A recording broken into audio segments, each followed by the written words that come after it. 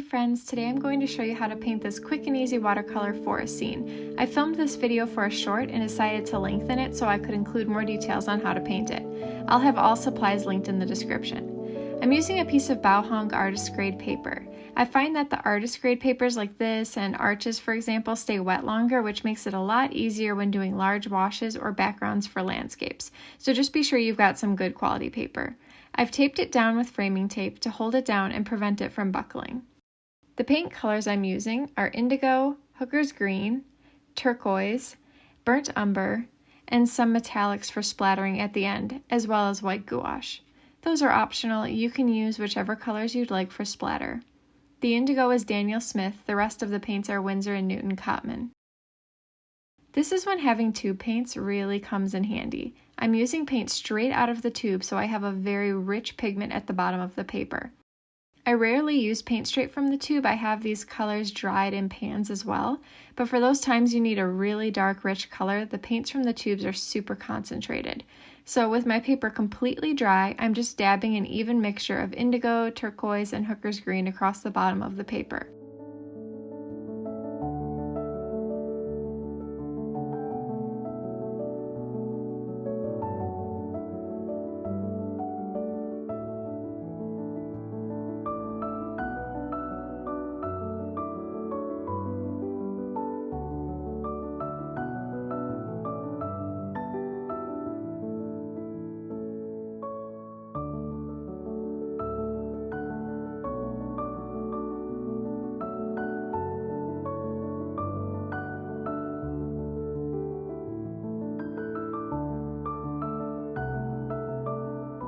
My paper is still dry. I'm wetting a size 10 Princeton Velvetouch brush and dipping it into the paint drops at the bottom of the paper and dragging them up towards the top.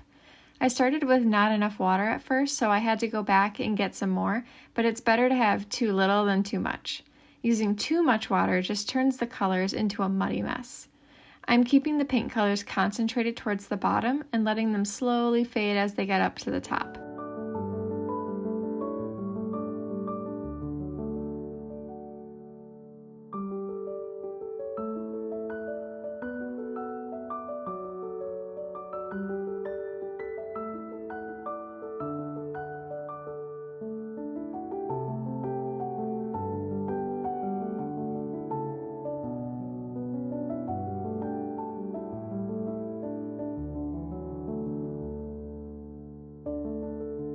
So when I get near the top, I'm cleaning my brush and just pulling up the pigment from the middle of the paper so that I have a lighter value going forward.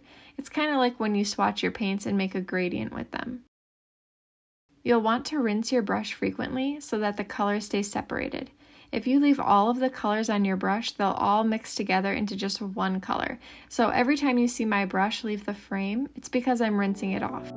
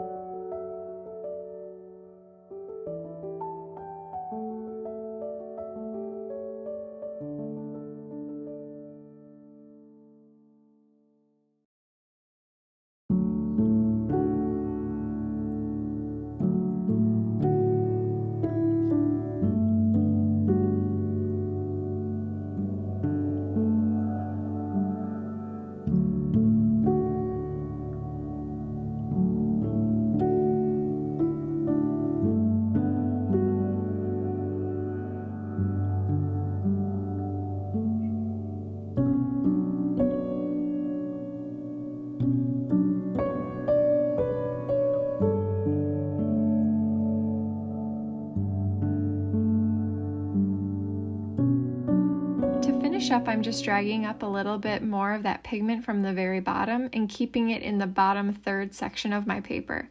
This is why it's important to have good quality paper, because my paper is still wet enough that I'm able to do this without any hard edges forming. Once you have your colors the way you want them, let the background dry completely. Now that it's dry, I'm using a size 6 round brush and I've dipped it in a very light value of burnt umber and indigo. There's a tiny bit of turquoise in there too, but you can't really tell. These are going to be our trees in the distance, so we're keeping the paint color very light so that they fade into the background. Be sure to make your trees all look a little bit different. You don't want them all to be perfectly straight or angled the exact same way so that they mimic nature.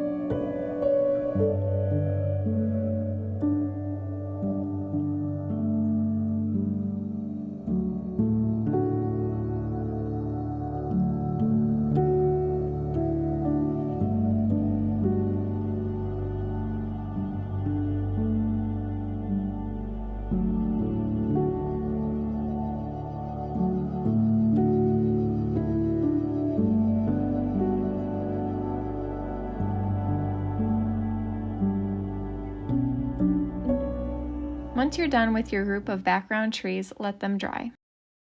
I forgot to press record for the first 3 trees here, but I've switched back to my size 10 round brush so that I could get some thicker tree trunks in there too, and I'm just using a darker value of the burnt umber mixed with indigo.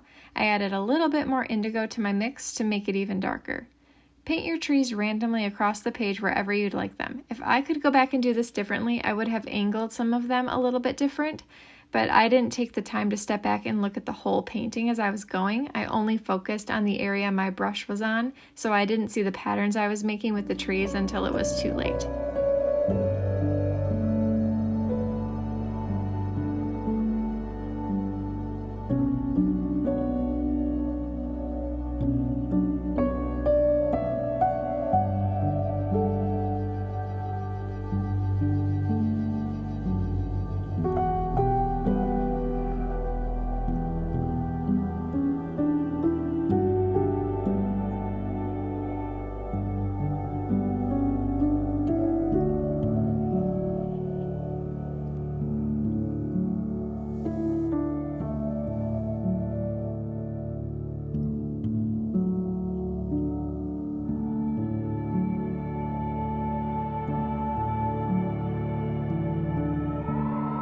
Once your trees are done, let them dry.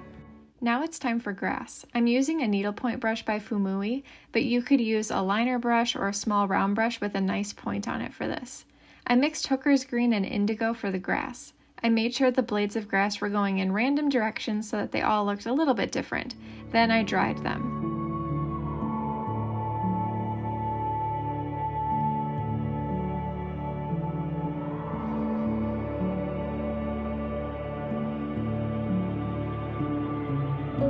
Then I went back in with a darker value of the green. I made it darker by adding more indigo and threw in one more layer of grass.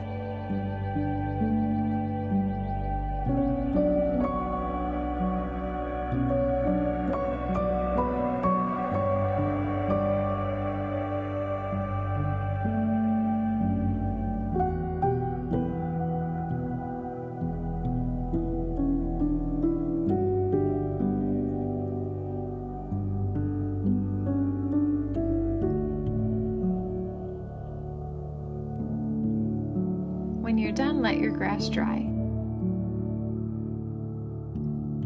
Now it's time for splatter. You can splatter any colors here you'd like. I wanted sparkle, almost like fireflies, so I pulled out my metallic watercolors by Winsor & Newton.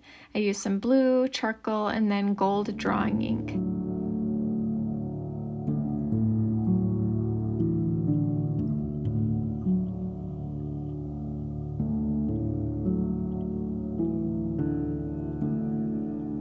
I like the drawing ink more than the gold metallic watercolor because it's less transparent, so it shows up a lot better.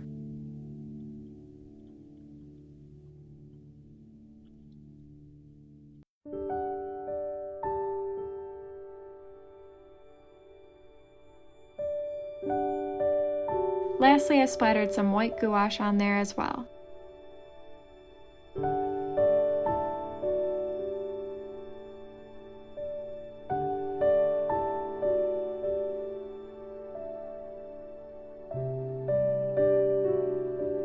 When you're satisfied with your splatter, peel that tape off and you're all done.